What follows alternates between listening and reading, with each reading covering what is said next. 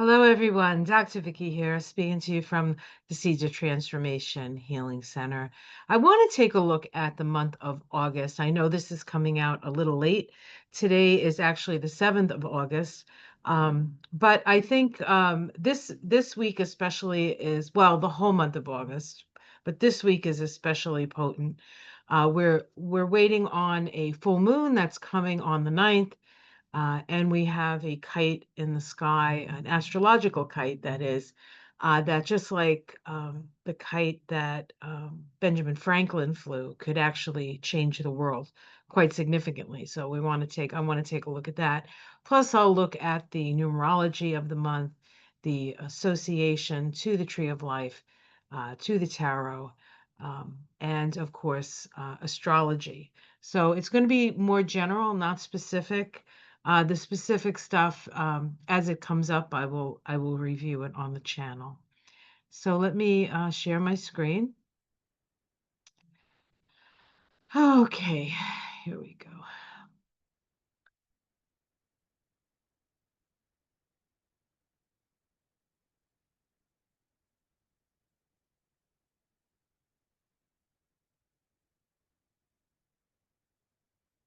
All right. Yes. Yes, here we go. All right. So we're looking at the astrology and the Kabbalah of August 2025. And we start with, as we do every month, the universal year vibration. The universal year vibration of 2025 is a 9. 9 is associated with the Hermit card on the Tree of Life. It sits here on the Tree of Life, right here, connecting this blue circle with the yellow circle. This is the Sephiroth of Jupiter, and this is the Sephiroth of the Sun. 9 is the most humanitarian of all numbers. It is effort without need for reward. It is giving, sharing, loving, and caring. 9 is the idealist. So this is the vibration of the entire year. On the Tree of Life, this card, the Hermit card, and is found on the 20th path on the Tree of Life, called the Intelligence of Will. This path connects Hesed, the blue Sephiroth, connected to Jupiter, also the Sephiroth of loving kindness, to Tiphereth, beauty. This is the Sephiroth of the sun. Within it, we hold the Christ consciousness. It is connected to the heart chakra, and its symbol is the scales of justice, actually. It's known as the intelligence of mediation. It's also located in the center of the tree, where all other Sephiroth connect, save for Malkuth, which must go through Yesod. It actually energetically connects the heart to the throat chakra, so it's important this month or this year that we speak from our hearts or that we speak with love.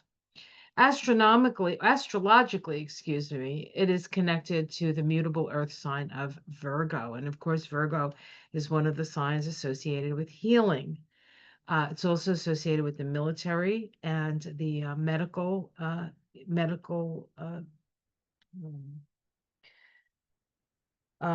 medicine, and service to others. And of course, that all those things are going through quite a transformational process this year. 9 years are about separating the wheat from the chaff. They are introspective years when we are letting go of the past while fostering the seeds for the future. This is a year wisdom gleaned from the last 8 years in preparation for the next 1 year to come. And so we're looking back at the last 8 years. Those years began in 2017. And we're deciding what we want to keep and what we want to let go of. The Hebrew letter associated with this path is Yod, the Yod. The Yod is actually the constituent that makes up all the other Hebrew letters. It is the flame. Hebrew is a flame language thought to come directly from spirit, directly from spirit. We're in August. August, the monthly vibration for August, of course, is 8. August is the 8th month. That is associated with the Strength card in the tarot. The Strength card and the 8 vibration sits here on the Tree of Life, connecting yet again Hesed with this time Geburah. Hesed is generosity, loving kindness. It's about growth and building, and Geburah is about cutting away that which no longer serves. Geburah is associated with the planet Mars. Mars starts the month in Virgo, and just yesterday or the day before, I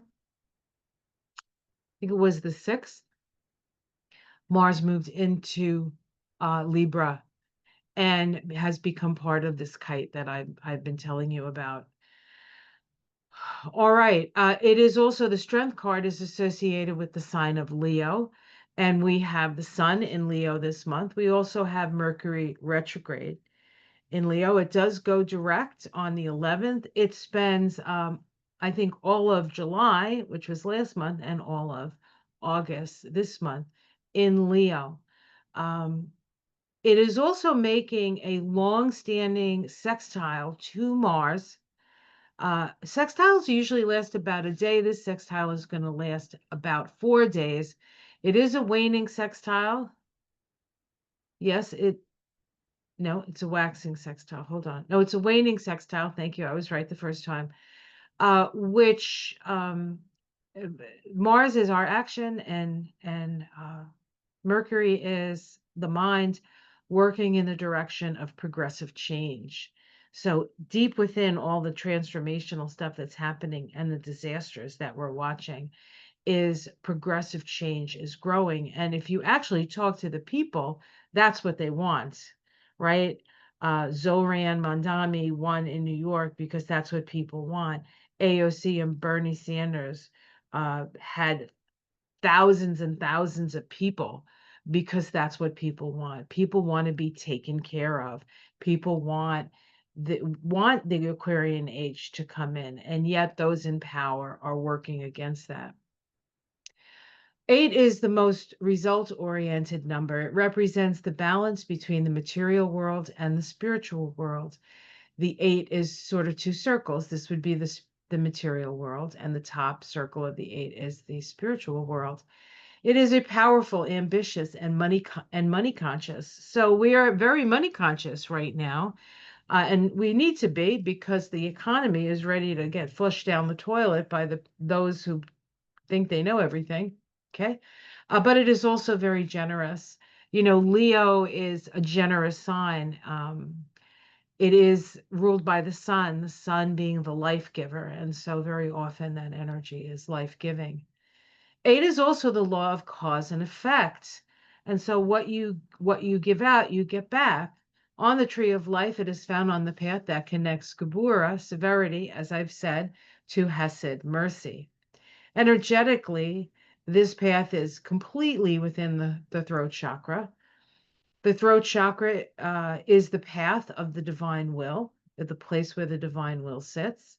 It sits in Hesed. It sits in Geburah. It sits on the path, on this path associated with the 8 vibration and Leo and the strength card. It is the path of the divine will, where we co-create with divine will through vibration. So what we say, how we say it, is very important. The words that we use will create our reality. So you want to focus on the reality you want to create and use those words to get you there. Astrologically, it is connected to the fixed fire sign of Leo. It is the 19th path on the tree of life, called the intelligence of all spiritual secrets. The Hebrew letter associated with this path is Taith, which is snake, I believe. There's a tooth. It's snake. It's snake. As far as what's going on, as I said, in Leo this month, the sun is in Leo, Mercury is retrograde in Leo. The sun, of course, we have a new moon no, we have a moon in Virgo. We have a full moon with the sun in Leo and the moon in Aquarius. Okay. This is the path right here, as I said, and this is the card associated with it, the strength card. And then the vibration specifically for August of 2025. How do we get that vibration? We add the month vibration of 8 to the universal year vibration of 9, and we get a 17-8. 17-8 is the star card in the tarot. The number, the number 17-8, the number of the staunch individualist, 1, the scientist, researcher, and intellectual, 7. The 1 and 8 are mental numbers, and the 7 is an intuitive and logical one, logical in its thinking. Because 8 is the number of good judgment and the 1 and 7 precede it, there must be success. So this is actually can be a very successful month for you. The 17th has the greatest hopes for the future. And I think in order to be a success, you need to have a clear vision of the future that you want to help co-create with spirit. 8 relates to justice. So if law is broken, the debt must be paid. For this is the law of the circle. As you sow, so shall you reap. What goes around comes around. Found on the 28th path on the tree of life, it is called the natural intelligent. It connects the Sephiroth of Venus, which is this green one here in Netzach. Venus spends its time this month in Cancer and Leo. There's a Leo. When it moves into Leo, which it does at the end of the month, it actually makes a pretty quick opposition to Pluto and interacts with all the rest of the transpersonal planets as well. We'll look at that when we look at the astrology. It is the path of meditation. It is associated with the sign of Aquarius. In August, we have Pluto in Aquarius and a powerful full moon at 17 degrees of Aquarius on August 9th, 2025, the day after the 8-8 portal. The Hebrew letter associated with this path is Zadi, or fishhook. It is the fishing pole with the fishing hook that you throw into the great cosmic sea when you meditate and pull out the fish of wisdom. And this path sits right here. Interestingly enough, this path, the path of the star, the path associated with the fishhook Zadi, is also the path that connects the two feminine aspects, planetary aspects, Venus here in the green Sephiroth and the moon in the purple Sephiroth. And so this really is a rising of the divine feminine as well. All right, let's take a quick look at the astrology. For those of you who have watched my taroscopes, I did go over this for each taroscope in relationship to your sign as well. If you haven't checked out those taroscopes for August, you might want to. People ask me which one should they watch. I would say the first thing to watch is your ascendant sign, and then look to your sun sign. If you want to look into your moon sign, you can also look at that. Each video is about a half hour long, so you do have to commit some time to it. If you don't know your ascendant, then look at your sun sign. That should be sufficient. We have the astrology. We also have a card reading associated with it. And if I remember correctly, most of them were pretty good. Some of them were difficult, but if you're having a difficult card reading, you know it because you're having a challenging time. But in each card reading, there is a way to navigate. So that's good. All right. So we had on the 6th, as I said, we had Mars ingress into Libra. On the 8th, we have Mars make a trine to Uranus. Mars is very active in the beginning of this month. It makes a trine to Uranus. Trines are free and flowing. Uranus is change, sudden change. It's also aha moments. It's connected to Mars, so there can be progressive movement forward. Uranus is progressive in its nature, but it can also be destabilizing.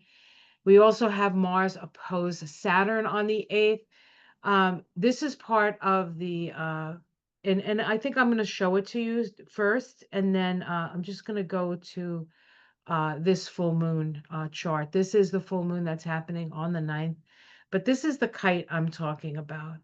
Once Mars moved into Libra, it immediately makes that trine to Uranus, an opposition to Saturn, an opposition to Neptune, and then a trine to Pluto. We have this kite which has Pluto, Neptune, and Uranus, the three transpersonal planets, the engines of evolution, along with the planet of reality, Saturn, and then Mars activates this whole thing. So this is very active, and Mars makes it even more so. Mars in Libra, Libra is about considered action. And so it's not willy-nilly, it's considered action.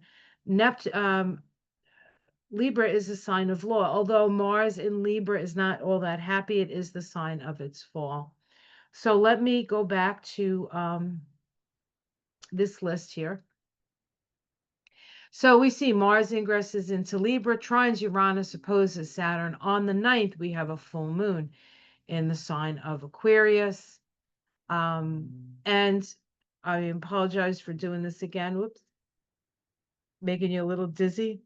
The sun at 17 of Leo, dedication to a collective ideal, using the voice to create sacred harmony, communion, devotion, and connectedness, in opposition to the moon at 17 of Aquarius, protection. It is necessary to guard ourselves from theft and injury, protecting ourselves from others. We can see this happening in what's happening in Texas right now, right? With the Texas Democrats having to leave the state so that the Texas Republicans can't have a quorum and change, further gerrymander the state so that it won't go to the Democrats, even though the state is, for all intents and purposes, purple. All right. So we have also on the day of the full moon, Mars makes that exact opposition to Neptune. Mars opposite Saturn, Mars is go, Saturn is stop. Mars opposite Neptune, Mars is go, Neptune is I can't see where I'm going.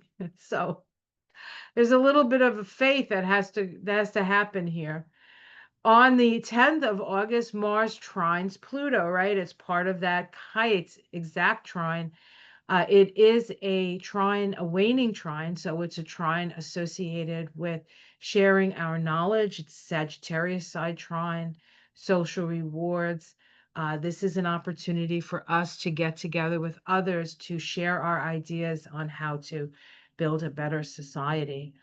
On August 11th, Mercury stations direct. It's stationing direct at 5 degrees of Leo. It's sort of been sitting at that degree now for, I think, about 5 or 6 days. So if you have anything at 5 degrees of any of the signs, but especially Leo, Aquarius, uh, Leo, Aquarius, Taurus, or Scorpio, it's especially potent for you because those are the signs that oppose and square Leo. On the 12th, we have Venus conjunct Jupiter. This is going to feel like a bomb. It happens at 15 degrees of Cancer. It is close to the United States sun, so that's going to feel good because really in the US, nothing's feeling good right now. And then on Thursday, August 14th, we have Mercury sextile Mars. And then if you look up here, on the 18th, Mercury sextile Mars. How is that possible? Well, it has to do with the fact that Mercury is coming out of its retrograde. So it's moving at a similar pace to Mars. Usually you just have one sextile and then things move on. Or you can have 3 sextiles if one of the planets is retrograde and forward and back.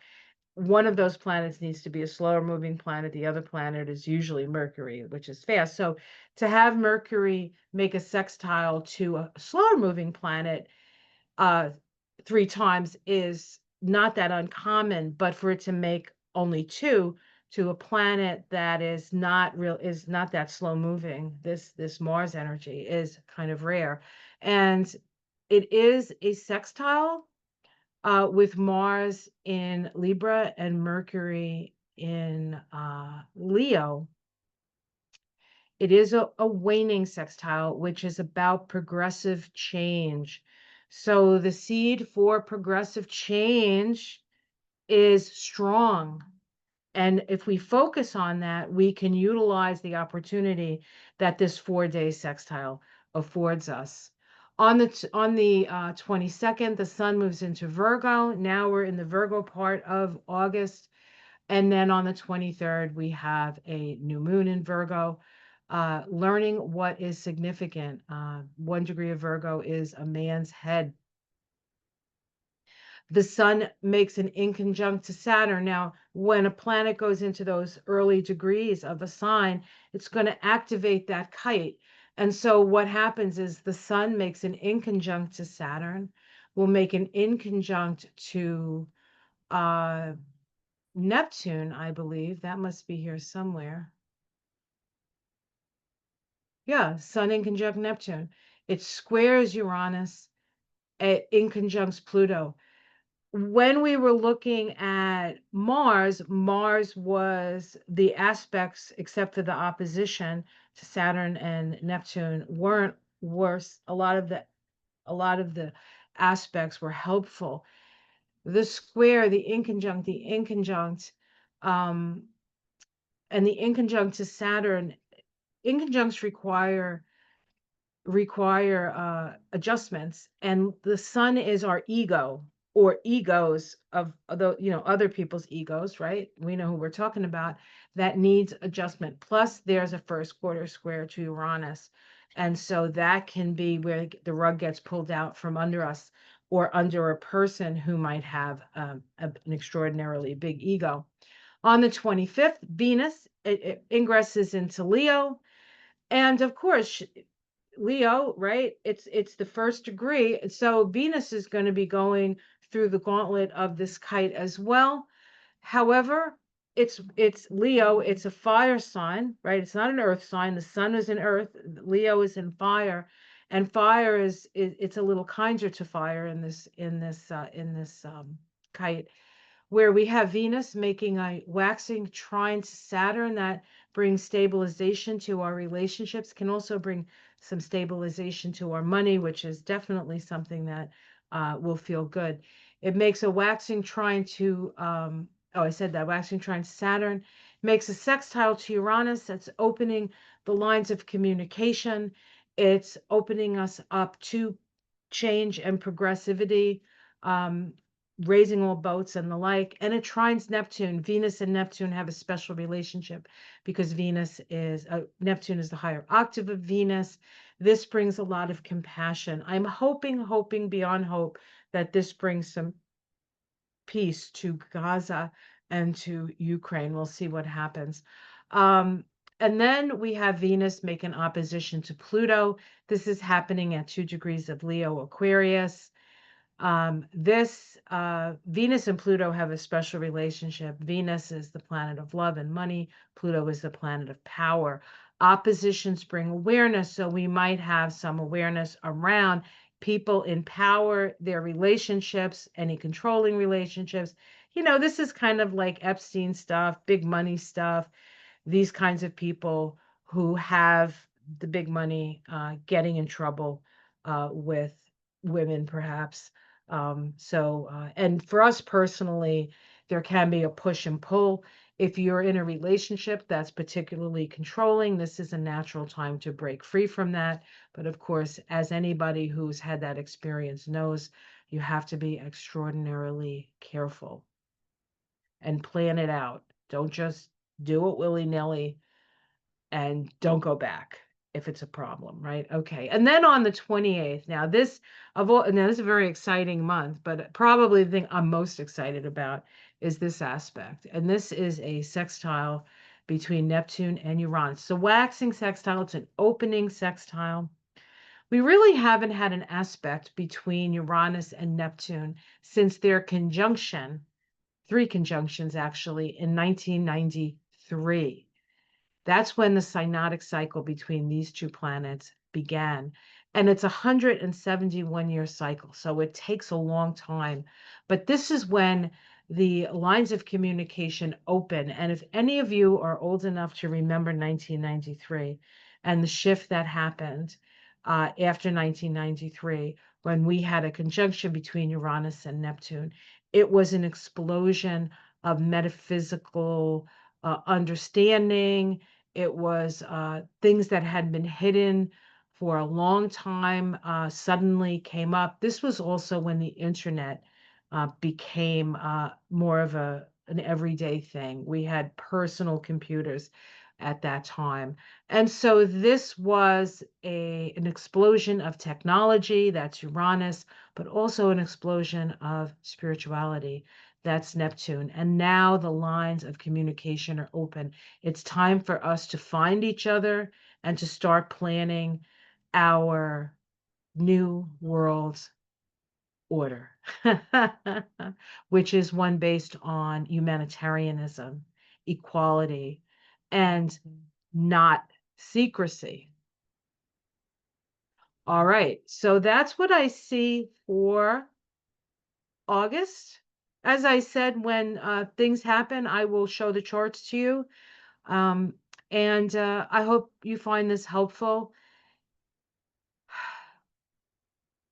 Meditate, meditate, meditate.